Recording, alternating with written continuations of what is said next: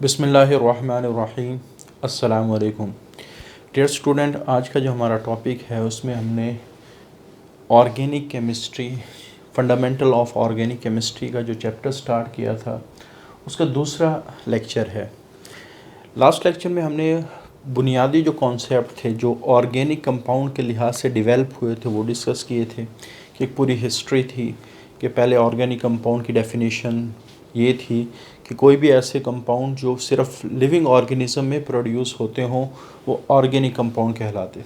लेकिन with the passage of time इस concept के अंदर मॉडिफिकेशन होती गई और उसके बाद फिर फाइनल डेफिनेशन हमारे पास ये आई थी कि organic compound are the compounds of hydrocarbons and their derivatives, कि ऐसे कंपाउंड जो हाइड्रोकार्बन्स हो यानी उसमें हाइड्रोजन और कार्बन होंगे और साथ या फिर उनके डेरिवेटिव्स होंगे या उनसे निकलने वाले कंपाउंड होंगे।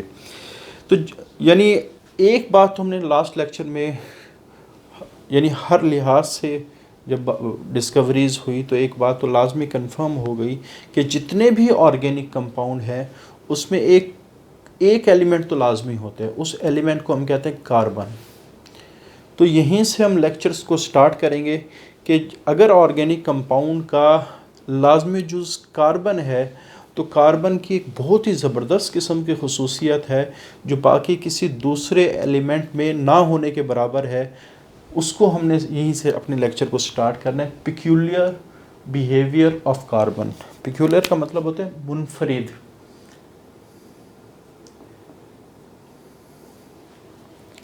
कैसा बिहेवियर जो सिर्फ कार्बन का एजाज़ है, जो सिर्फ कार्बन के पास है, जो कार्बन की इनफरादियत है, इनफरादी करैक्टरिस्टिक है, इसको हम कहते हैं peculiar behaviour of carbon. Carbon की सबसे बड़ी खसूसियत ये है कि कार्बन्स मिलियंस ऑफ कंपाउंड्स बनाता है। ये प्रॉपर्टी और पूरे पीरियोडिक टेबल के जो 118 एलिमेंट्स हैं किसी दूसरे के पास नहीं है। कोई भी ऐसा एलिमेंट नहीं है जो मिलियंस ऑफ कंपाउंड बना दो। एक तो है ना थाउजेंड्स ऑफ कंपाउंड, नहीं, मिलियंस, अरबों खरबों कंपाउंड कार्बन बनाता है। तो ये प्रॉपर्टी कार्बन के पास किस वजह से प्रोड्यूस हुई? क्योंकि इसके अंदर दो सलाहियतें, एक है कैटिनेशन। कैटिनेशन क्या है कि self linking ability of element. अब यहाँ एक छोटा सा कॉन्सेप्ट आप लोगों ने क्लियर करना है कि ये जो कैटिनेशन की प्रॉपर्टी सिर्फ कार्बन के पास नहीं है, और भी हैं, लेकिन उनमें बहुत कम है। सबसे ज़्यादा जो कैटिनेशन की एबिलिटी है वो कार्बन के पास है। अब कैटिनेशन है क्या कि अगर कार्बन अपने दूसरे कार्बन के साथ मिले और एक चेन बना दे, एक कंपाउंड बना दे, तो इसको हम कहते हैं catenation, self linking ability of element. अब इसकी वजह से कार्बन के अंदर ये सलाहियत आ जाती है कि बहुत ज़्यादा वैरायटी ऑफ कंपाउंड्स को ये क्रिएट कर सकता है। कैसे? जैसे मैं कहता हूँ कि हमारे पास एक कार्बन है, जब ये एक कार्बन के साथ मिलेगा तो एक कंपाउंड बनेगा। फिर अगर इसमें हम एक और कार्बन, एक डिफरेंट कंपाउंड बन गया, एक और कार्बन, एक डिफरेंट कंपाउंड बन गया, एक कार्बन, एक डिफरेंट कंपाउंड बन गया, एक कार्बन, फिर डिफरेंट कंपाउंड बन गया।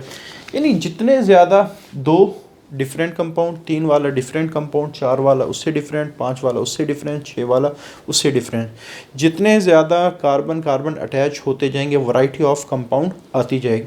अच्छा, अगर हमारे पास हम कार्बन के बिहेवियर की बात करें तो अगर कार्बन एक लाइन में अटैच हो तो उसको हम कहते हैं ये स्ट्रेट चेन है। लेकिन कार्बन की ये भी एबिलिटी है कि वो स्ट्रेट चेन के साथ साथ ये ब्रांच चेन भी बना सकते हैं, जिससे और ज़्यादा वैरायटी बढ़ जाती है। जैसे मैं कहता हूँ ये 6 हमारे पास कार्बन है, तो ये कार्बन अगर मैं कहूँ कि 5 इस तरह अरेंज हो गए और एक इस तरह, अब ये डिफरेंट कंपाउंड। अगर 4 इस तरह अरेंज हो गए और एक इस तरह, ये डिफरेंट कंपाउंड। क्लियर? अगर ये कार्बन यहाँ लग जाए, ये different compound. In short, carbon की ये जो डिफरेंट अरेंजमेंट है इससे वैरायटी ऑफ कंपाउंड मज़ीद आ रही। फिर तीसरी चीज़, ये जो हमारे पास स्ट्रेट लाइन के साथ अगर साइड पे कोई कार्बन का मालिक्यूल अटैच हो, इसको हम कहते हैं ये ब्रांच स्ट्रक्चर है। फिर ये 6 मालिक्यूल आपस में इस तरह भी अटैच हो सकते हैं एक रिंग की शक्ल में। अब ये डिफरेंट कंपाउंड में भी पॉसिबल है कि 5 रिंग में हो ऐसे, और एक साइड पे हो। तो इन शॉर्ट आप ये कह सकते हैं ये जो कार्बन की self linking ability in various ways, कि बहुत ही मुख्तलिफ अंदाज में कार्बन अपने आप को जब अरेंज करते हैं तो इससे मिलियंस ऑफ कंपाउंड कार्बन के बनते हैं। तो पहली रीज़न तो मिलियंस ऑफ कंपाउंड बनाने की ये है कि ये कैटिनेशन है, और self linking ability of element को हम कैटिनेशन कहते हैं। और कार्बन की जो सेल्फ लिंकिंग एबिलिटी है ये भी बहुत ज़्यादा वेरी करती है, वेरी चेन भी है, ब्रांच भी है, रिंग स्ट्रक्चर भी है, तो इससे वैरायटी ऑफ कंपाउंड्स आते हैं। दूसरी, फिर कार्बन जब दूसरे एलिमेंट के साथ मिलते हैं जैसे ऑक्सीजन, नाइट्रोजन, सल्फ़र, तो उनके साथ भी स्टेबल बॉन्ड बनाते हैं, जिसकी वजह से वैरायटी और बढ़ जाती है। एक तो इसकी सेल्फ लिंकिंग एबिलिटी, दूसरा अदर एलिमेंट के साथ जो इसकी बॉन्ड स्टेबल बॉन्डिंग है, स्टेबल बॉन्डिंग, जिसकी वजह से और ज़्यादा वैरायटी ऑफ कंपाउंड्स आते हैं। तो ये दो रीज़न्स हैं जिनकी वजह से कार्बन के अंदर मिलियंस ऑफ जो ऑर्गेनिक कंपाउंड बनाने की सलाहियत है। और ये वाली जो प्रॉपर्टी कि इसने लाखों करोड़ों एलिमेंट कंपाउंड बनाने हैं, ये सिर्फ कार्बन के पास है और किसी एलिमेंट के पास नहीं है। अच्छा, उसके बाद कार्बन की इस खूबी की वजह से अब जहन में आता है अगर मिलियंस ऑफ कंपाउंड हमारे पास हैं तो उनको तो फिर स्टडी करना भी मुश्किल होगा। हर बात है, millions of compounds, her compound की अगर अलग-अलग करैक्टरिस्टिक को स्टडी करें तो फिर मिलियंस ऑफ करैक्टरिस्टिक हम कैसे याद रखेंगे। लेकिन ऑर्गेनिक कंपाउंड ने हमारे लिए मज़ीद आसानी पैदा कर दी। कार्बन बहुत ज़्यादा मिलियंस ऑफ कंपाउंड बनाता तो है, लेकिन इसकी स्टडी इनऑर्गेनिक कंपाउंड से भी ज़्यादा आसान है। वजह क्या है? Similarity in behaviour. काफ़ी सारे डिफरेंट जो ऑर्गेनिक कंपाउंड हैं उनका बिहेवियर एक ही तरह का है, वो एक ही तरह का आप कह सकते हैं करैक्टरिस्टिक शो करते हैं बहुत सारे केसेस में। कैसे? तो close relationship between different compounds, के कंपाउंड डिफरेंट होंगे लेकिन उनका बिहेवियर बहुत ज़्यादा एक दूसरे के करीब करीब होगा। तो इसको हम बेस्ट इसकी एग्जांपल दे सकते हैं, एग्जाम्पलीफाइड के हम एग्जांपल के तौर पे हम जब होमोलोगस सीरीज़ को डिस्कस करेंगे तो ये बात खुद ब खुद हमारी समझ में आ जाएगी। अब होमोलोगस सीरीज़ क्या है? अच्छा, कार्बन के मिलियंस ऑफ कंपाउंड्स को स्टडी करना मुश्किल होता, लेकिन ऑर्गेनिक कंपाउंड की जो सबसे बड़ी ख़ासियत ये है कि ऑर्गेनिक कंपाउंड के चंद ख़ानदान है, अगर उन ख़ानदान को हम स्टडी कर लें तो उन ख़ानदान के हर मेंबर की करैक्टरिस्टिक जानना हमारे लिए बड़ा आसान हो जाए। यानी ऑर्गेनिक कंपाउंड ने सबसे ज़्यादा आसानी हमारे लिए ये की है कि अपनी इन सारे मिलियंस ऑफ कंपाउंड को चंद बड़ी डिवीजन्स के अंदर रखा हुआ है। अब हम उन डिवीज़न को स्टडी कर लें तो हमारे लिए बड़ा आसान हो जाता है। इसकी एग्जांपल होमोलोगस सीरीज़ को तो हम बाद में डिस्कस करेंगे। पहले जैसे सपोज मैं कहता हूँ कि ये हमारे पास एक कंपाउंड है जिसको हम कहते हैं methanol.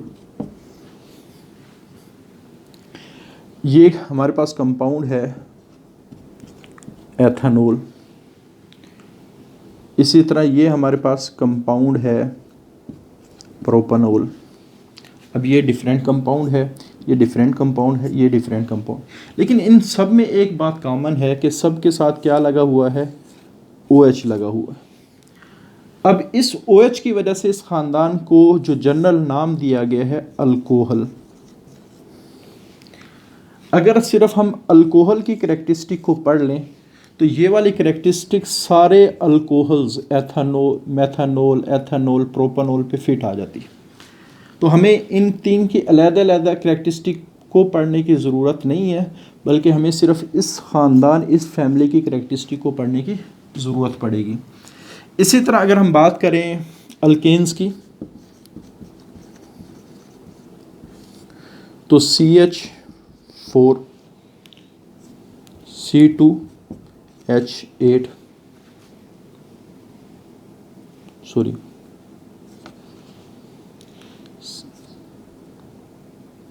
C3H8, methane, ethane, propane.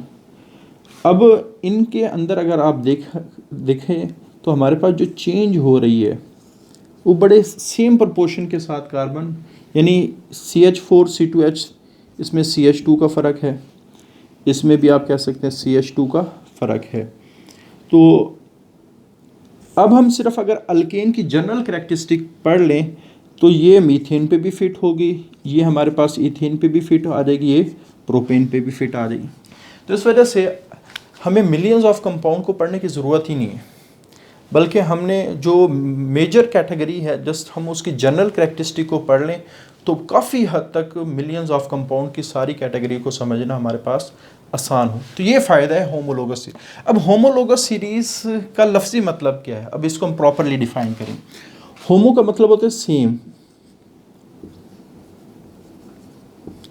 लोगस कहते हैं प्रोपोर्शन को, सीरीज़ किसी भी चीज़ का जो सिलसिला है वो हम सीरीज़ कहते हैं। अगर कोई हमारे पास काफ़ी सारी तादाद में कंपाउंड है और उनमें जो चेंज आ रही है वो सेम सीक्वेंस के साथ आ रही है तो वो क्या बन जाएगी, होमोलोगस सीरीज़। अब इस होमोलोगस सीरीज़ का जो सबसे बड़ा फ़ायदा ये है कि हम इनका जनरल फार्मूला बना सकते हैं। जैसे जो अल्केन का जनरल फार्मूला है CnH2n+2 पॉजिटिव, ये हमारे पास जनरल फार्मूला है। तो इस कंपाउंड की वजह से हम थाउजेंड्स ऑफ अल्केन को इस फार्मूला की मदद से स्टडी कर सकते हैं। और फिर मज़े की बात ये है कि जो एक अल्केन में पाए जाने वाले जितने भी कंपाउंड होंगे उनकी ऑलमोस्ट जो केमिकल प्रॉपर्टीज़ है वो सेम रही। हाँ, फिज़िकल प्रॉपर्टी में ग्रेजुअली चेंजेस आती जाएंगी। जैसे हो सकता है जो टॉप पे हो उसकी जो फिजिकल क्वालिटी हो सकता है ज़्यादा हो, फिर उसके बाद उससे कम, थोड़े कम, फिर और कम, फिर और कम। यानी जब भी आप किसी होमोलोगस सीरीज़ की बात करेंगे तो उसकी फ़िज़िकल क्वालिटीज़ जो है या फिज़िकल प्रॉपर्टी है वो ग्रेजुअली चेंज हो रही हो। ये नहीं होगा कि मीथेन की और इथेन की ज़मीन आसमान का फ़र्क हो, ऐसे नहीं। हमें ट्रेंड समझ आना शुरू हो जाते हैं कि ये किस तरह चीज़ चल रही है। तो सिमिलैरिटी इन बिहेवियर का सबसे बड़ा फ़ायदा ये है कि हमें बहुत ज़्यादा मिलियंस ऑफ कंपाउंड को अलग-अलग स्टडी नहीं, फिर प्रिपरेशन भी आसान है। जिस तरह मैं कहता हूँ कि अगर अल्केन को तैयार करने का जो मेथड है वो मीथेन पे भी फिट आता है, ईथेन पे भी फिट आता है, प्रोपेन पे भी फिट आता है, माइनर सी चेंज के साथ। तो इस वजह से अगर हम प्रिपेयर करना चाहें किसी भी कंपाउंड को जो एक होमोलोगस सीरीज़ का है तो जनरल मेथड हमें आता हो तो बाकी उस मेथड के ज़रिए से हम किसी भी उस फैमिली के कंपाउंड को तैयार कर सकते हैं। तो हमारी स्टडी बहुत आसान हो गई है। तो इसकी इम्पॉर्टेंस क्या, रिड्यूस द स्टडी, मुताला इसकी वजह से बहुत कम हो गया, from millions to only few. चंद हम फैमिलीज़, चंद ख़ानदान केमिकल्स की स्टडी कर लें, हमें मिलियंस ऑफ कंपाउंड को स्टडी करना हमारे लिए क्या हो जाएगा, आसान हो जाएगा।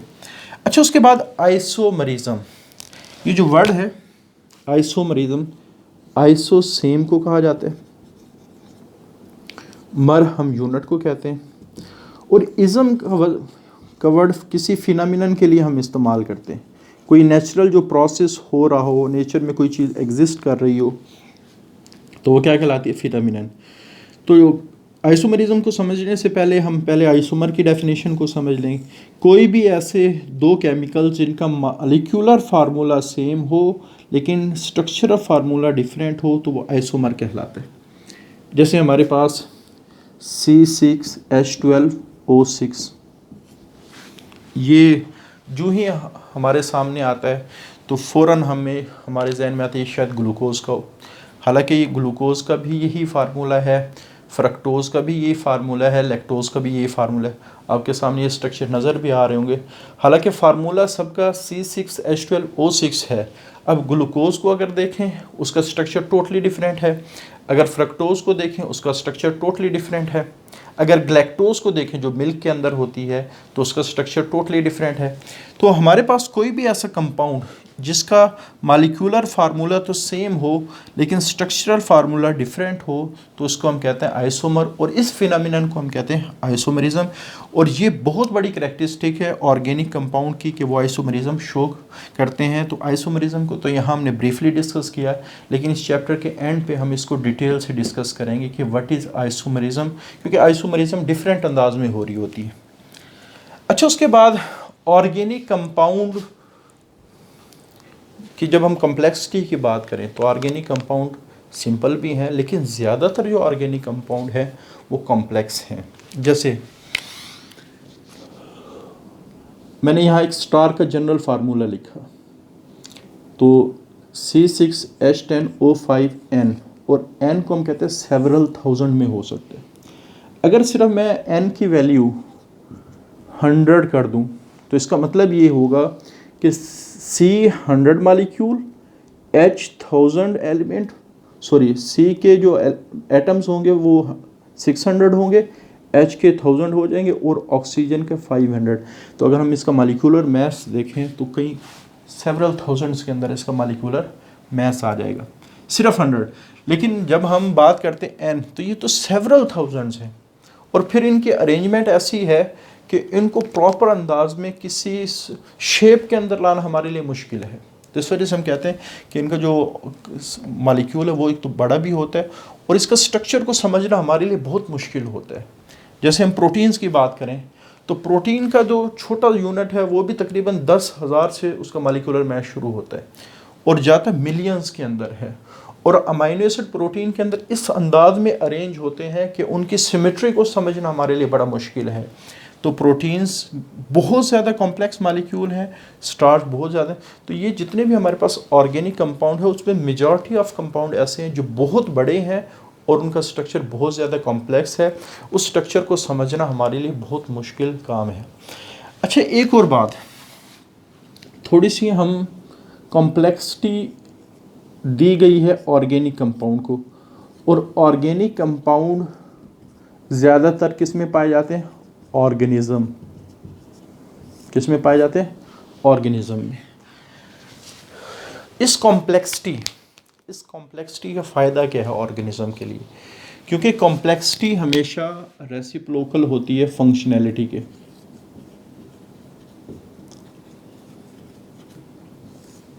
क्योंकि अगर हम लिविंग ऑर्गेनिज्म की बात करें तो लिविंग ऑर्गेनिज्म ने काफ़ी सारे ऐसे करैक्टर शो करने जो नॉन लिविंग के पास नहीं है। लिविंग ऑर्गेनिज्म ने ग्रो करना है, लिविंग ऑर्गेनिज्म रिप्रोडक्शन करनी है, लिविंग ऑर्गेनिज्म में डाइजेशन होनी है, लिविंग ऑर्गेनिज्म में रेस्पिरेशन होनी है, लिविंग ऑर्गेनिज्म में फोटोसिंथेसिस होनी है।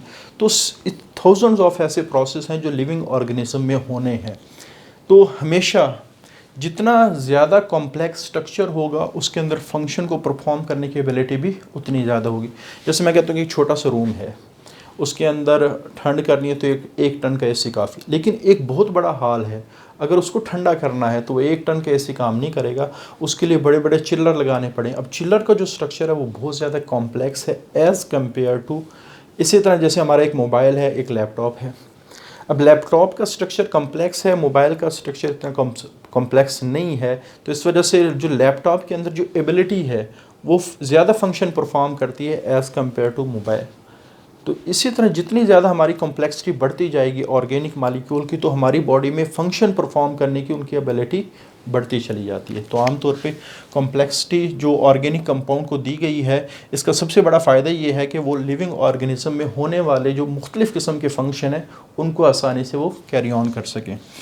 अच्छा, उसके बाद कार्बन का जो non ionic character, organic compound आमतौर पे क्या होते हैं? कोवलेंट। और ऑर्गेनिक कंपाउंड में आमतौर पे जो एलिमेंट पाए जाते हैं वो कार्बन होता है, और इसकी खासियत है ये ज़्यादातर कौन सा बॉन्ड बनाता है? Covalent bond. इसकी कुछ रीज़न्स हैं और इन रीज़न में कुछ एक्सेप्शन भी हो सकती हैं, लेकिन एक्सेप्शन को अभी हम डिस्कस नहीं करेंगे। हमेशा वो कंपाउंड जिसका इलेक्ट्रॉन, जैसे दो हमारे पास एलिमेंट है ए और बी, जब ये बॉन्ड बनाते हैं तो इनका इलेक्ट्रोनेगेटिविटी डिफरेंस बता रहा होता है कि इस बॉन्ड ने कोवलेंट बनना है या आयनिक बनना है। अगर दोनों के दरमियान जो डिफरेंस है 1 पॉइंट से लेस हो तो बॉन्ड कोवलेंट बनेगा। तो कार्बन 98% केसेस के अंदर आमतौर पे जब किसी दूसरे एलिमेंट के साथ मिलता है तो उसमें इलेक्ट्रोनेगेटिविटी का जो डिफरेंस है between carbon and other element वो 1.7 से कम बनेगा। तो इस वजह से कार्बन के जो ज़्यादातर बॉन्ड है वो कोवलेंट बॉन्ड बनते हैं। दूसरा, अच्छा अभी हमने बात की जैसे कार्बन दूसरे एलिमेंट यानी ऑक्सीजन के साथ मिल रहा होता है, नाइट्रोजन के साथ मिल रहा होता है, क्लोरीन के साथ मिल रहा होता है, फ्लोरीन के साथ मिल रहा होता है, सल्फ़र के साथ मिल रहा होता है। अब अगर देखा जाए ये सारे के सारे नॉन मेटल्स हैं। अगर हम नेचर में देखें तो कार्बन का जो मेजॉरिटी ऑफ केसेस में जो इंट्रैक्शन है वो नॉन मेटल के साथ है, और कार्बन खुद नॉन मेटल है।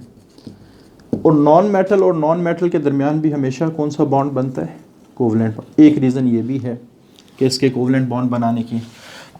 दूसरा, इसके जो इलेक्ट्रॉन है, कार्बन जिस ग्रुप से बिलोंग करते हैं वो 4th। अच्छा, इससे पहले जो ग्रुप हैं उनमें इलेक्ट्रॉन को लूज़ करने की सलाहियत है, और इसके बाद वाले जो ग्रुप हैं उनमें इलेक्ट्रॉन को गेन करने की सलाहियत है आम तौर पे। अच्छा, ये जो दरमियान वाले ग्रुप होते हैं ये बेचारे ऐसे हैं कि इनके पास ना लूज़ करने की सलाहियत होती, बल्कि इनके पास कौन सी एबिलिटी ज़्यादा होती है? शेयरिंग की। और आपको पता है कि जिसके पास शेयरिंग की एबिलिटी ज़्यादा होगी तो वो हमेशा कौन सा बॉन्ड बनाएगा, क्योंकि कोवलेंट बॉन्ड बनता ही शेयरिंग की वजह से है। तो ये कुछ रीज़न्स हैं, माइट भी इसमें कोई एक्सेप्शन भी हो, लेकिन एक्सेप्शन हम अभी डिस्कस नहीं करेंगे। With the passage of time exception भी आपके सामने आती रहेंगी। तो इसका जो करैक्टर है कार्बन का वो आमतौर पे कोवलेंट करैक्टर है। और ये बात आपने याद रखना है कि कोई भी कंपाउंड हमेशा ना 100% कोवलेंट होता है ना 100% आयनिक होता है, लेकिन हम ज़्यादा करैक्टर की बात कर रहे होते हैं। तो कार्बन का जो करैक्टर है वो ज़्यादातर क्या है? कोवलेंट करैक्टर है। अच्छा, उसके बाद रेट ऑफ रिएक्शन। अब चूंकि कार्बन कोवलेंट बॉन्ड बनाता है तो कार्बन के कोवलेंट बॉन्ड और कोवलेंट बॉन्ड एक स्ट्रॉन्ग बॉन्ड है। जब भी हम रिएक्शन की बात करते हैं तो रिएक्शन में क्या होता है कि रिएक्टेंट के अंदर के बॉन्ड टूटेंगे, फिर वो रिएक्टेंट डिफरेंट तरह से मिलेंगे और प्रोडक्ट बनेगी। तो ये रिएक्शन का होने का तरीका है। यानी जब तक रिएक्टेंट के बॉन्ड नहीं टूटते उस वक्त तक प्रोडक्ट बनने के चांस कम हैं। अब कोवलेंट बॉन्ड एक स्ट्रॉन्ग बॉन्ड है तो इसको तोड़ना आसान नहीं है, तो इस वजह से जो रिएक्शन है वो स्लो होगा। मजबूत चीज़ हो तो वो या तो लेट टूटेगी, अब लेट टूटेगी तो वो जाहिर बात है अगर नई चीज़ उससे बनानी है तो वो आहिस्ता आहिस्ता बनेगी। दूसरा, फिर जब प्रोडक्ट आहिस्ता बनेगी तो प्रोडक्ट भी क्या होगी? लो। यील्ड का क्या मतलब होता है? प्रोडक्ट भी कह सकते हैं जो हमारी पैदावार है उसको लो यील्ड। अच्छा, इसकी वजह क्या है? फिर अगर इस कॉन्सेप्ट को जहन में रखें तो हम कहते हैं जो आयनिक बॉन्ड है वो तो कोवलेंट बॉन्ड से भी ज़्यादा मजबूत होता है, तो उसके तो फिर रिएक्शन होनी नहीं चाहिए। हालांकि ये नहीं है, क्योंकि आयनिक बॉन्ड को ज़्यादातर जब सोल्यूशन फॉर्म में लाया जाता है या मोल्टन स्टेट में लाया जाता है तो आयनिक बॉन्ड टूट के आयंस की शक्ल इख्तियार कर लेते हैं। जैसे हम आयनिक कंपाउंड को अगर पानी में डालें फ़ौरन उसके आयन क्या हो जाते हैं? सेपरेट। जो एक बॉन्ड टूट ही गया है तो फिर उसको दोबारा किसी और चीज़ के साथ मिलाना हमारा आसान काम होगा। लेकिन ये जो कोवलेंट बॉन्ड है तो इसमें ज़्यादातर बजाय आयंस बनाने के जो कंपाउंड है वो मालिक्यूल की ही शक्ल में रहता है। तो इस molecular nature of organic compound की वजह से जो हमारे जो रिएक्शन है वो स्लो होते हैं। 2 रीज़न है कि ये कोवलेंट बॉन्ड रखता है, मजबूत बॉन्ड है, इसको तोड़ना मुश्किल है, और जो इसके मालिक्यूल्स होते हैं, जो ऑर्गेनिक मालिक्यूल्स होते हैं, वो मालिक्यूल की नेचर में ही रहना ज़्यादा पसंद करते हैं। वो आयंस की तरह सेपरेट होना पसंद नहीं करते। आयन सेपरेट हो जाते हैं, उनको फिर नई चीज़ के साथ मिलाना हमारे लिए आसान हो जाता है। तो यही वजह कि रेट ऑफ रिएक्शन स्लो होता है। उसके बाद सॉल्युबिलिटी। तो ये तो बड़ा सिंपल सा कॉन्सेप्ट है कि लाइक डिसॉल्व लाइक। ज़्यादातर हमारे पास जो कंपाउंड है ऑर्गेनिक वो चूँकि नॉन पोलर होते हैं और वाटर पोलर है, इस वजह से वाटर में तो वो डिसॉल्व नहीं होते। फिर ये किस में होंगे? नॉन पोलर सॉल्वेंट के अंदर, जैसे बेंजीन है, ईथर है, पेट्रोलियम है। तो ये नॉन पोलर सॉल्वेंट के अंदर आसानी से डिज़ोल्व। अगेन एक्सेप्शन यहाँ भी है, जैसे ग्लूकोज का मालिक्यूल है वो वाटर के अंदर, सुक्रोज है वो वाटर के अंदर डिज़ोल्व, फ्रक्टोज है, उसकी भी काफ़ी सारे रीज़न्स हैं जिसको हम चैप्टर 14 के अंदर डिस्कस करेंगे। बहरहाल यहाँ हमने जनरल रूल यही रखा है कि चूँकि मेजॉरिटी ऑफ केसेस में हमारे पास जो ऑर्गेनिक कंपाउंड नॉन पोलर होते हैं, इस वजह से वो नॉन पोलर सॉल्वेंट में तो इजीली डिज़ोल्व हो जाएंगे, लेकिन जो हमारे पास वाटर के अंदर चूँकि वो पोलर है इस वजह से वो सॉल्युबल नहीं होंगे। तो ये हमारा लेक्चर है फीचर ऑफ ऑर्गेनिक कंपाउंड से रिलेटेड, बहुत ही इंपॉर्टेंट है लॉन्ग क्वेश्चन के हवाले से भी, और सबसे ज़्यादा जो शॉर्ट क्वेश्चन है कैटिनेशन वाला, ये 12 बोर्ड के पेपर में आ चुका है कि मिलियंस ऑफ कंपाउंड बनाने की रीजंस क्या है, या आप कह सकते हैं सिमिलैट होमोलोगस सीरीज़ का मतलब क्या है। तो इस तरह के जो शॉर्ट क्वेश्चन है वो काफ़ी दफ़ा बोर्ड के पेपर में आ चुके हैं। तो आज के लिए इतना ही। अल्लाह हाफिज़।